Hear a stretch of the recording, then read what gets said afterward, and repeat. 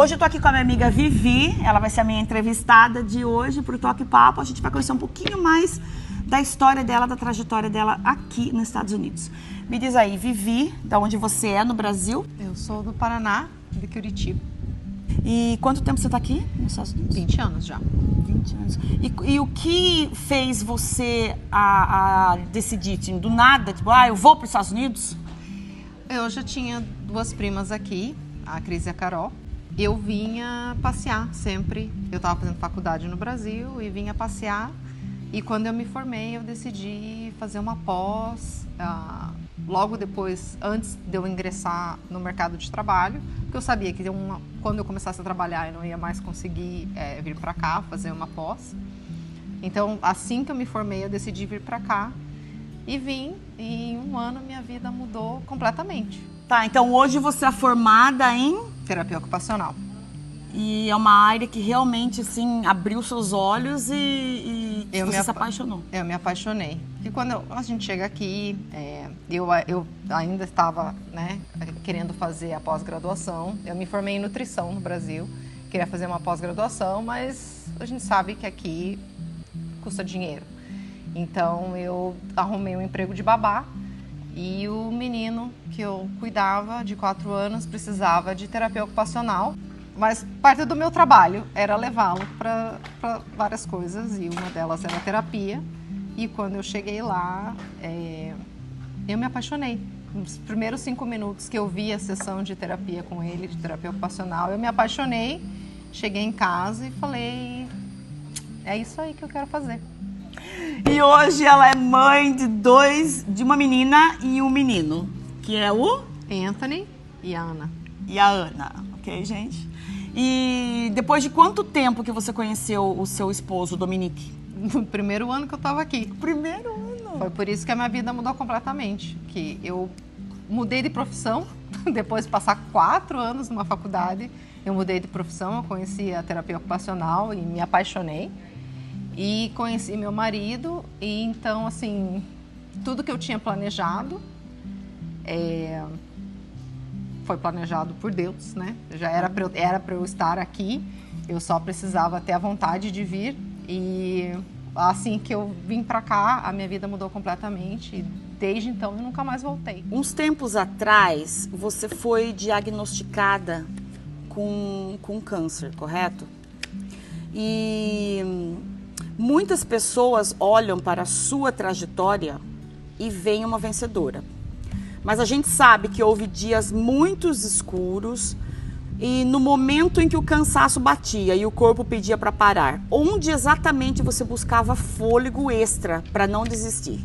Foram muitos dias que eu estava cansada. Eu sabia que tinha uma legião de mulheres maravilhosas rezando por mim. Então eu sabia que a fé delas me ajudariam a continuar. E várias vezes eu rezei e pedi para Deus para não abalar a minha fé. Que eu sabia que eu tinha que passar por isso, eu sabia que eu tinha um propósito. Que como o câncer não me levou, graças a Deus, eu sabia que eu tinha um propósito. Eu ouvi da minha terapeuta, o câncer ou ele te mata ou ele te ensina. Então eu sabia que se eu fiquei, é porque eu tinha que ficar e eu tinha um propósito, então eu pedia para não abalar minha fé nunca. Dizem que a gente só descobre o tamanho da nossa força quando ser forte é a única opção. No seu caso, o que alimentava essa sua reserva de emergência emocional? Era fé, amor pelos seus filhos ou algo que você descobriu dentro de si mesma? Era a fé e o amor pelos meus filhos. Eu até brinquei várias vezes, a Mônica me ajudava nessa parte, que eu falava que eu não queria mais ser forte. Mas eu sabia que eu não tinha outra opção. Não era uma opção ser fraca, não era uma opção desistir. Eu tinha 2 filhos pequenos, eu tinha que continuar. E eu tinha que provar para mim mesma que eu conseguia. Então, eu precisei de muita fé. O momento do diagnóstico, o que passou pela sua cabeça quando recebeu a notícia e onde você buscou forças para dar o primeiro passo no tratamento? Bom, o diagnóstico foram 2 vezes, foram 2 diagnósticos, porque eu tive, o meu primeiro diagnóstico foi em 2023 e foi em abril, dia 9 de abril de 2023, eu estava com meu marido do meu lado. E o primeiro diagnóstico foi um choque, apesar de eu já estar fazendo vários exames, eu estar tendo vários sintomas, então eu já praticamente estava desconfiando que era o câncer de cólon, até porque a minha mãe faleceu desse mesmo diagnóstico de câncer de cólon. Infelizmente, quando ela descobriu, estava muito tarde e, apesar de todos os tratamentos fortes dela, ela não conseguiu vencer essa batalha. Mas quando eu descobri que eu estava, o coitado do meu marido imaginou que eu ia ter o mesmo destino. Então ele estava devastado e eu tinha uma fé muito grande, uma certeza muito grande de que eu ia conseguir vencer, que eu ia, como minha mãe não conseguiu saber que eu ia conseguir.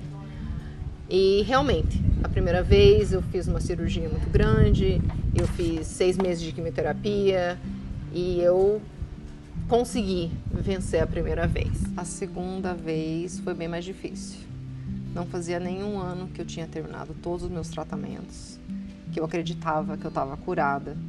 Eu comecei a sentir alguns sintomas, fui ao médico algumas vezes, fiz vários exames de sangue, tomografia, e não aparecia em nada. Até chegar dezembro de 2024, quando finalmente apareceu nos exames e estava espalhado. Eu não podia fazer cirurgia. Na verdade, os médicos estavam tentando evitar uma cirurgia de retirar todos os meus órgãos da pelvis e eu ficar com 2 bolsas para o resto da minha vida. Então eu tive que fazer, eu sabia que ia ser bem mais difícil e os tratamentos foram bem mais pesados do que da primeira vez. A primeira vez foram só 6 meses de quimioterapia, não foi uma quimioterapia muito forte, eu nunca perdi todo o meu cabelo, então fácil nunca mas foi bem mais tranquilo do que da segunda vez. Houve algum hábito ou pensamento específico que te ajudou a manter a esperança nos dias mais difíceis? Eu tive que fazer terapia da segunda vez e a terapia me ajudou muito a me manter confiante. Como que é a sensação de olhar no espelho hoje depois de ter vencido essa batalha e quem é essa nova mulher que surgiu? É surreal. Porque quem me viu mês passado não imaginaria como eu estaria hoje. Eu estava extremamente debilitada, eu mal conseguia andar, não conseguia sentar, eu tinha muita dor. E de repente tudo se resolveu, porque um tratamento de câncer não ele é tão incerto que você não sabe o dia de amanhã. Você está indo bem, de repente você está indo muito mal, de repente você está bem de novo, de repente você está mal de novo. Então é muito difícil prever o que vai acontecer. Vivi, o que você diria para outras brasileiras que vivem fora do país e que estão enfrentando agora um desafio de saúde ou uma fase de grande vulnerabilidade? Família é tudo.